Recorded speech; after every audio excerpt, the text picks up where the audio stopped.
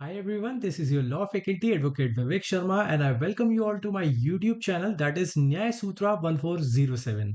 चलिए शुरू करते हैं नेक्स्ट सेक्शन के साथ। Previously we have covered section 125 of Bharatiya Nagarik Suraksha Sanhita which was previously known as 106 of CrPC. तो आज हम जो सेक्शन करने जा रहे हैं दैट इज 126 और जो चैप्टर हम कवर कर रहे हैं वो है चैप्टर 9। ठीक है, अब देखिए जब हम 126 की बात करेंगे तो मैं ये चाहूंगा कि आप उससे पहले 125 सेक्शन जो हमने कवर किया था प्रीवियस वीडियो में आप उसको देख लें अच्छे से और उसको समझ लें। अब 126 जिसको पावर देता है वो है एग्जीक्यूटिव मजिस्ट्रेट। और जब हमने सेक्शन 125 पढ़ा था तो 125 जो पावर दे रहा था वो जुडिशियल मजिस्ट्रेट को दे रहा था। ठीक है, तो देखते हैं 126 talks about security for keeping peace in other cases. ठीक है, जबकि 125 क्या बोल रहा था, security for keeping peace on conviction, है ना। यानी जब आपको सजा दी जा रही है जुडिशियल मजिस्ट्रेट यानी एक जज के सामने, तब वो आपसे बॉन्ड फिलअप करवा सकते हैं, बॉन्ड मांग सकते हैं। बट 126 एग्जीक्यूटिव मजिस्ट्रेट को पावर दे रहा है। तो सब क्लॉज 1 पढ़ के देखते हैं। When an executive magistrate receives information, ठीक है, जब भी किसी भी एग्जीक्यूटिव मजिस्ट्रेट को कोई भी इंफॉर्मेशन रिसीव हो रही है, आप देखिए लिखा है रिसीव्स इंफॉर्मेशन, ठीक है, that any person is likely to commit a breach of peace और डिस्टर्ब द पब्लिक ट्रैंक्विलिटी। भाई लाइकली टू मतलब कर सकता है, क्या कर सकता है कि वो या तो शांति को भंग कर सकता है या सार्वजनिक शांति को भंग कर सकता है या कोई भी ऐसा गलत काम कर सकता है और to do any wrongful act that may probably occasion a breach of peace or disturb the public tranquility। देखो यहां क्राइम या फिर यहां पर वो रॉन्गफुल एक्ट हुआ नहीं है, बट उसकी एक प्रोबेबिलिटी बन रही है और वो प्रोबेबिलिटी बन रही है एग्जीक्यूटिव मजिस्ट्रेट के दिमाग में सामने वाले की हरकतों को देखकर या जिस तरह से उसको इंफॉर्मेशन रिसीव हुई है। On the basis of that वो एक ऐसा एक ऐसी प्रोबेबिलिटी अपने दिमाग में लेकर चल रहे हैं कि ऐसा कुछ हो सकता है। ठीक है, जिसकी वजह से पब्लिक ट्रैंक्विलिटी यानी सार्वजनिक शांति भंग हो सकती है। और उनका ये ओपिनियन है, एग्जीक्यूटिव मजिस्ट्रेट का ये ओपिनियन है, देखिए लिखा है and is of opinion that there is sufficient ground for proceeding, कि भाई जिस तरीके की इंफॉर्मेशन हमें रिसीव हुई है उसकी ग्रेविटी को देखते हुए हमारे पास सफिशिएंट ग्राउंड है कि ही में वो चाहे तो वो मतलब एग्जीक्यूटिव मजिस्ट्रेट चाहे तो in the manner hereinafter provided. अब मैंने इसको हाईलाइट क्यों किया है ये अभी आगे आने वाले आपके केस लॉ में पता चलेगा, बट मैं इसको अभी एक्सप्लेन करता हूं। In the manner hereinafter provided यानी वो जब आगे कोई भी एक्शन लेगा तो वो उस मैनर में लेगा जिस मैनर में यहां बीएनएसएस के सेक्शन 126 में डिफाइन किया गया है। यानी आप कह सकते हैं कि ये प्रोसीजर स्टैब्लिश्ड बाय लॉ है। कॉन्स्टिट्यूशन आर्टिकल 21 अगर आपको याद हो तो प्रोसीजर स्टैब्लिश बाय लॉ होना चाहिए, है ना। तो ये लाइन इंडिकेशन है कि आपको प्रोसीजर स्टैब्लिश बाय लॉ को फॉलो करना है और require such person to show cause. जिस भी व्यक्ति के बारे में वो इंफॉर्मेशन आई है हम उसको एक मौका दे रहे हैं कि आप जस्टिफाई करो कि हम आपसे कोई भी बॉन्ड क्यों ना भरवाएं। भाई जिस तरीके की इंफॉर्मेशन हमको मिली है उससे तो ये साफ है कि आप फ्यूचर में या आने वाले कुछ समय में एक ऐसा काम कर सकते हो जिससे आसपास के लोगों को विसिनिटी में नुकसान हो सकता है, पब्लिक ट्रैंक्विलिटी भंग हो सकती है, ब्रीच हो सकता है उसका। But still we are giving you an opportunity कि आप हमें सेटिस्फाई कर दो कि हम आपसे बॉन्ड क्यों ना भरवाएं। सो दैट इज द रीजन कि यहाँ लिखा है he should not be order to execute a bond. भाई why he should not be order to execute a bond, we are giving an opportunity to that particular person. ठीक है, for keeping the piece for such period not exceeding 1 year. यानी magistrate के पास ये power है कि सामने वाले व्यक्ति से वो 1 साल का बॉन्ड भरवा सकता है। यानी वो व्यक्ति बॉन्ड में लिख कर देगा कि अगले 1 साल तक कुछ भी ऐसा नहीं करेगा जिससे आसपास के लोगों को, समाज को या समाज की शांति को कोई भी नुकसान पहुंचे। ठीक है, so that is 126 sub clause 1। ठीक, अब सब क्लॉज 2 की बात करते हैं। तो देखो, सब क्लॉज 2 जो है वो ज्यूरिसडिक्शन बता रहा है, यानी मैजिस्ट्रेट कब कब ऐसा कर सकता है, कब कब ऐसी पावर आ सकती है मैजिस्ट्रेट पे। तो वो सब क्लॉज 2 हमको बता रहा है। Proceedings under this section may be taken before any executive magistrate when either the place, आप देखिए प्लेस यानी जो भी जगह है जहां पर ब्रीच ऑफ पीस होने की संभावना है या जहां पर डिस्टरबेंस हुआ है, वो प्लेस, वो जगह जो है वो उस मैजिस्ट्रेट के लोकल जुरिस्डिक्शन के अंडर आ रही है ना। यानी मैजिस्ट्रेट उस क्षेत्र पे अपना अधिकार रखता है, जिसको आप हिंदी में बोलते हो क्षेत्राधिकार, है ना, या फिर ज्यूरिस्डिक्शन।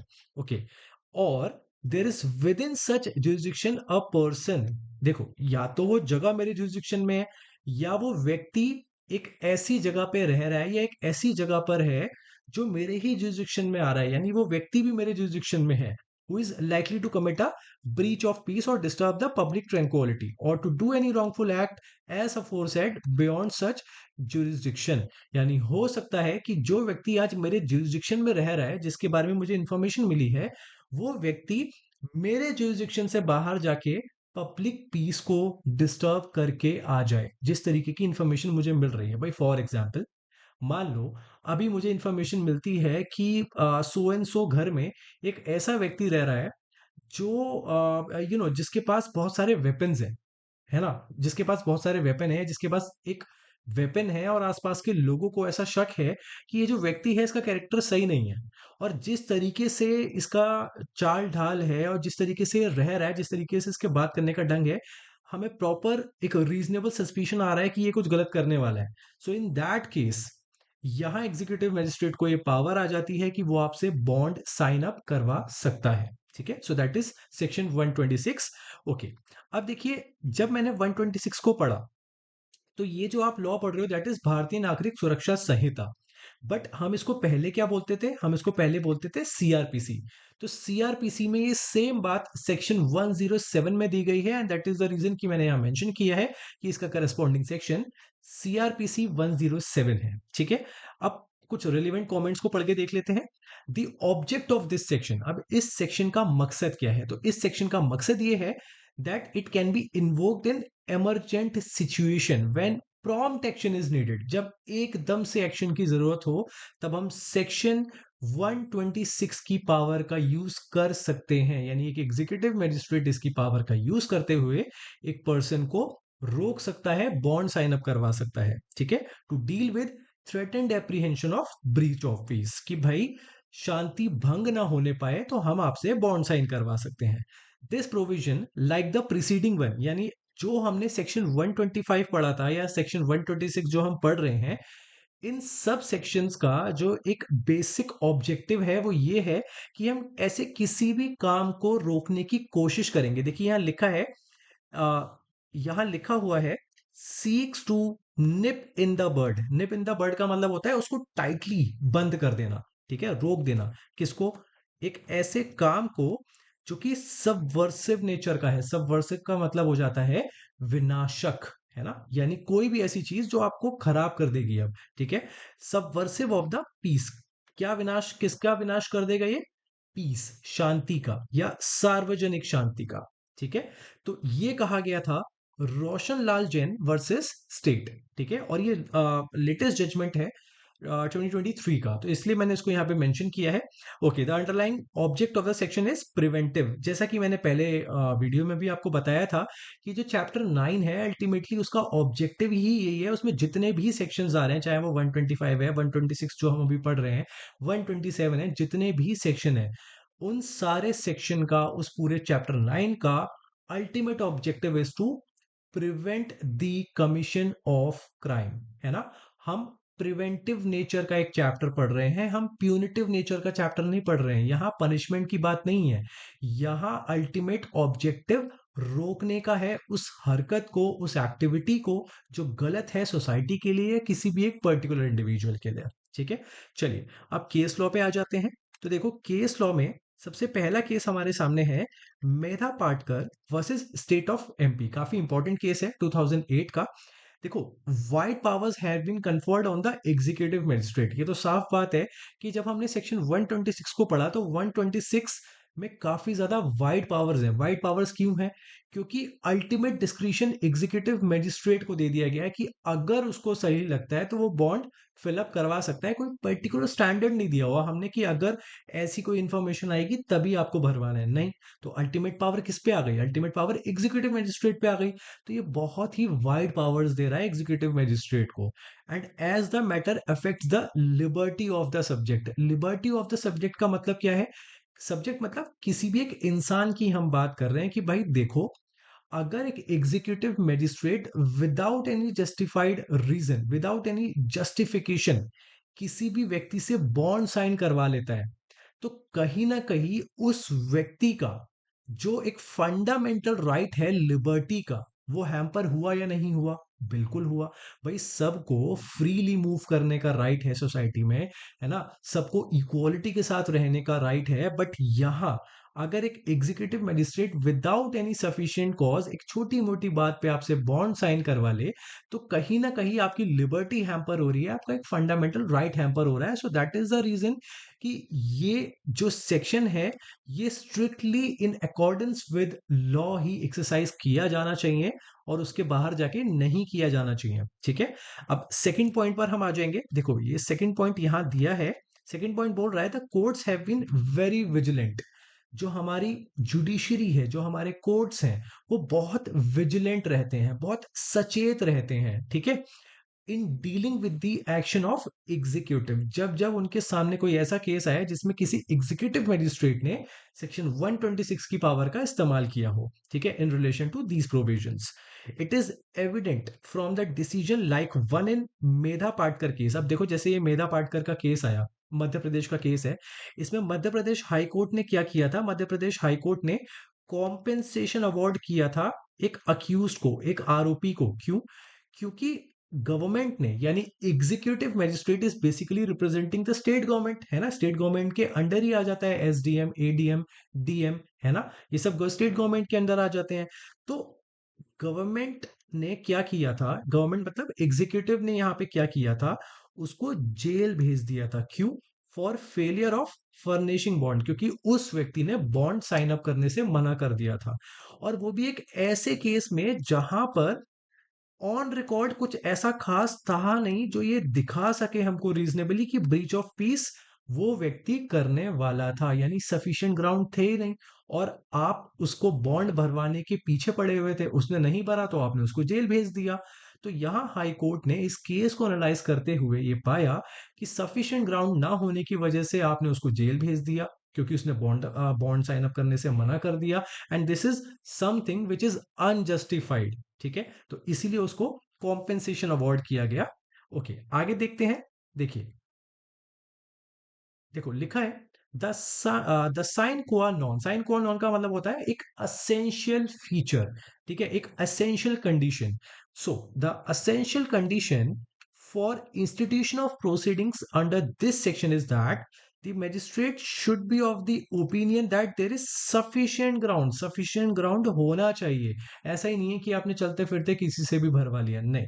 sufficient ground हमको दिखना चाहिए कि हम आपसे बॉन्ड अगर साइन अप करवा रहे हैं तो क्यों करवा रहे हैं, for proceeding against the person informed. ठीक है, and magistrate is bound to record his opinion. Magistrate को भी अपना ओपिनियन राइटिंग में लिखना होगा, उसको उसको देना होगा ये चीज कि अगर उसने किसी से बॉन्ड साइन करवाया है तो वो क्या रीजनेबल सर्कमस्टांसेस रहे कि उसने ये बॉन्ड साइन अप करवाया है, एज कंटेम्पलेटेड बाय सेक्शन 107। 107 मतलब ये सीआरपीसी की बात कर रहा है, क्योंकि ये जो केस है 2008 का है और 2008 में सीआरपीसी चल रही थी, आज के टाइम पर बीएनएसएस चल रहा है। तो जहां पर भी ये 107 की बात करेंगे आप समझ जाइएगा ये 126 की ही बात कर रहे हैं, जो सेक्शन हम अभी रेफर कर रहे हैं।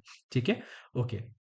Next is the words in the manner here in after provided. आप देखिए, मैंने उस सेम लाइन को हाईलाइट किया था जब अभी हम सेक्शन 126 सब क्लॉज 1 पढ़ रहे थे, है ना? और मैंने आपको बताया था कि ड्यू प्रोसेस ऑफ लॉ या फिर procedure establish by law follow होना बहुत जरूरी है। So that is the reason कि इस केस में भी ये कहा गया कि यहाँ इस सेक्शन के सब क्लॉज 1 में जो ये वर्ड, ये जो लाइन लिखी है, in the manner hereinafter provided, इसका मतलब ये है कि कोई भी एग्जीक्यूटिव मैजिस्ट्रेट खुद के तरीके नहीं निकाल लेगा कि भाई मेरा मन है तो आप बॉन्ड साइन करो, नहीं। अगर आपसे सेक्शन बोल रहा है कि अगर आप बॉन्ड साइन करवा रहे हो तो कुछ सफिशिएंट ग्राउंड होने चाहिए, है ना, एक स्टैंडर्ड सेट कर दिया उस सेक्शन ने, तो आप उन्हीं स्टैंडर्ड्स को फॉलो करोगे, आप अपने खुद के स्टैंडर्ड्स नहीं बना लोगे जस्ट बिकॉज आपको वाइड पावर्स दी गई हैं। So that is the line which was said in Patkar's case. Okay, it is clear from subsection 2 of section 125 that the executive magistrate will have jurisdiction to take proceedings under section 125 when the place where the breach of the peace or disturbance is within his territorial jurisdiction। अगर आपके क्षेत्राधिकार यानी आपके jurisdiction के under कोई भी ऐसा incident हो रहा है जिसको लेकर आपको इंफॉर्मेशन मिलती है, तभी आप अपने सेक्शन 126 की पावर का इस्तेमाल कर सकते हैं, अदरवाइज आप नहीं कर सकते हैं। ठीक है, ओके। नेक्स्ट इज, अच्छा बाय द वे ये 125 नहीं है, ये 126 है, ठीक है, बाय मिस्टेक 125 लिख दिया यहाँ पे, 126 होना चाहिए, ठीक है, ओके। चलिए, last is, or the person who is likely to commit a breach of the peace or disturb the public tranquilities within his territorial jurisdiction। Basically दो असेंशियल मैंने आपको बता दिए हैं कि अगर आपको 126 की पावर का इस्तेमाल करना है, so the only two essentials are कि या तो वो प्लेस आपके जुरिस्डिक्शन में होगी, या वो पर्सन जिसको लेकर आपको एक एक न्यूज मिल रही है या एक इंफॉर्मेशन मिल रही है, वो आपके जुरिस्डिक्शन में रह रहा है। ठीक है, ओके।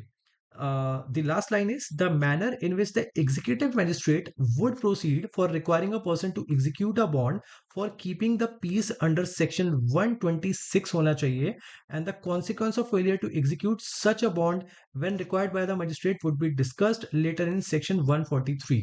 अगर सच में कोई रीजनेबल ग्राउंड एग्जिस्ट करता है और सामने वाला बॉन्ड साइन अप करने से मना कर देता है, तो उसका जो कॉन्सिक्वेंस होगा वो सेक्शन 143 में रेफर किया गया है, जिसका वीडियो मैं अलग से बना के डाल दूंगा। एंड मैं इसी के साथ उम्मीद करता हूं कि आपको ये पूरा सेक्शन अच्छे से समझ आया होगा। समझ आया है तो लाइक करो और चैनल को समझ गए होगे आप लोग। ठीक है, चलिए मिलते हैं नेक्स्ट वीडियो में। बाय।